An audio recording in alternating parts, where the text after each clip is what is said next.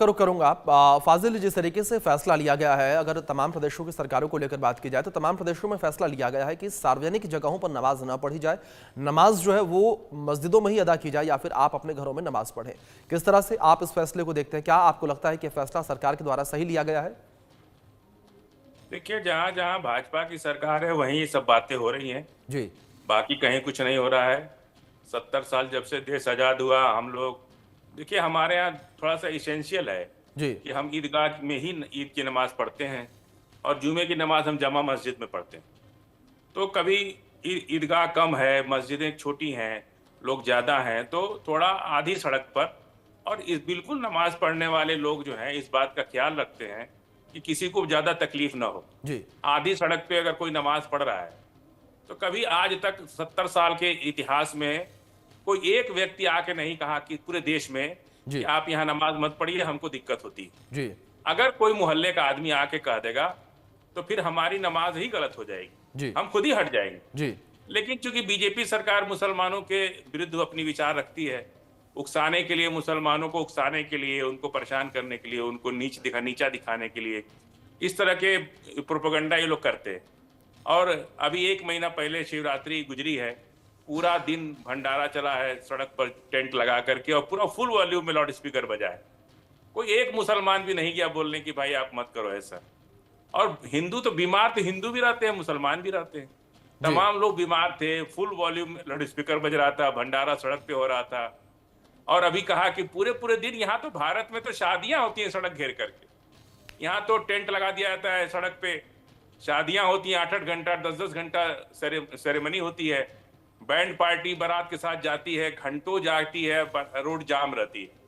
तो जी हमारे देश में जो सार्वजनिक संपत्ति है उस पर सबका अधिकार है। सड़क जो है हमारे देश की सार्वजनिक संपत्ति है, उस पर भारत के प्रत्येक नागरिक को बैठने का, चलने का, नमाज पढ़ने का, खड़ा होने का, जगराता करने का, पूजा करने का।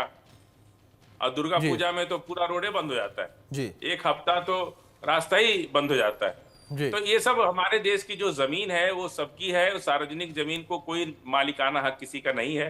जी सरकार जबरदस्ती हमको उकसाने के लिए, हमको परेशान करने के लिए इस तरह की बातें करके और हम लोग तो लगातार इधर जब से बीजेपी की सरकार आई है हम लोग खुद ही नमाज बाहर नहीं पढ़ते जी भाई। हम नमाज के मामले में ना जिद नहीं कर सकते किसी से, बिल्कुल हमको अल्लाह ने मना किया है जी कि आप नमाज के मामले में, दीन के काम में आप किसी से जिद मत कीजिए। जी सामने वाला अगर कह रहा है हुकूमत हमारी हुकूमत है, अगर उसको कोई एतराज है, हम नहीं पढ़ेंगे नमाज। और हम लोग तो 7-8 साल से, जब से बीजेपी की सरकार आई तब से नहीं नमाज चलिए पढ़ ठीक रहे है हैं। ठीक तो है फिर फाजिल जी, इतना ठीक है, आपकी बात आ प्रोपेगेंडा गई। इस साल मतलब कि क्यों जब हो से रहा है? बीजेपी की सरकार आई है तब से आप लोगों ने बाहर खुले में नमाज पढ़ना बंद कर दिया है। नाजिया बिल्कुल, इलाही जी, मैं आपका रुख हमारे करूंगा। तमाम मालिमों ने ठीक इसका, है इसके लिए तमाम ठीक है फाजिल जी, लौटूंगा। ठीक कैंपेन है करके बताया, ठीक ठीक लोगों को चिट्ठियां भेजी कि भाई आप लोग सड़क पे नमाज पढ़िए ही नहीं, ठीक है आप फाजिल जी, अपनी लौटूंगा, ईदगाह दोबारा में बात पढ़िए, करेंगे इस 2 पर। बार ठीक में है पढ़िए, 3 बार में फाजिल जी, एक बार पढ़िए। नाजिया जी जब का एक रिएक्शन ले लूं सरकार, मैं। सुन लीजिए, ठीक है, नाजिया जब जी का एक एक रिएक्शन ले सरकार लेते हैं। आपके मुखालिफ क्या है आप, नाजिया जी, और उसी का फैसला काम चल आर्थिक रहा है। भेदभाव को बढ़ावा देने वाला आपको लगता है, या आपको ऐसा लगता है कि केवल सिस्टम दुरुस्त रहे, चीजें सुचारू रूप से चलती रहें और जो सामाजिक सौहार्द है वो ना बिगड़े, केवल उसके लिए लिया गया फैसला ये? नहीं, नहीं, मुझे देखिए तो लगता सिस्टम है, कहाँ ठीक से चल रहा है। ये देखिए, सिस्टम तो ऐसा फाजिल हो जी गया ठीक है, है कि फाजिल जी, मेरी साइकिल बात नाजिया तो जी से सवाल कंप्लीट हो पूछा है। जाए, फाजिल ये जी, बोलते ही लौटूंगा आपके रहेंगे। पास। नाजिया जी से सवाल पूछा है, नाजिया जी। देखिए, मुझे ऐसा लगता है कि कहीं ना कहीं सरकार मुसलमानों को सही इस्लाम समझाने और बताने की कोशिश कर रही है जी और इस्लाम के हिसाब से चलवाने की कोशिश कर रही है।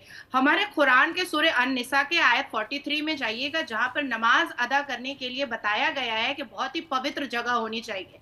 हमारे देश में 8 लाख से ऊपर मस्जिदें हैं, 3 लाख एक्टिव मस्जिदें हैं, जी उसके अलावा कई मस्जिदें हैं जो नॉन रिकॉग्नाइज्ड हैं, लाखों लाख ईदगाहें हैं, इमामबाड़ा है, मज़ारे हैं, मदरसे हैं।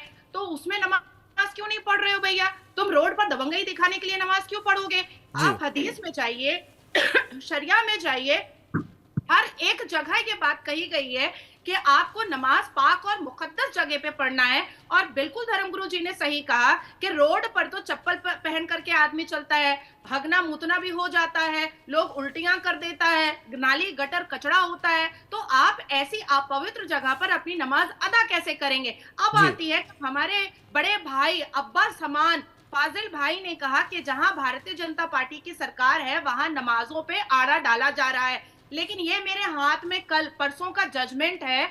ये मैं कोलकाता में बैठी हुई और तृणमूल कांग्रेस मुझे टीपू सुल्तान मस्जिद में नमाज नहीं पढ़ने दे रहा है, तो मुझे कलकत्ता हाई कोर्ट जाना पड़ा।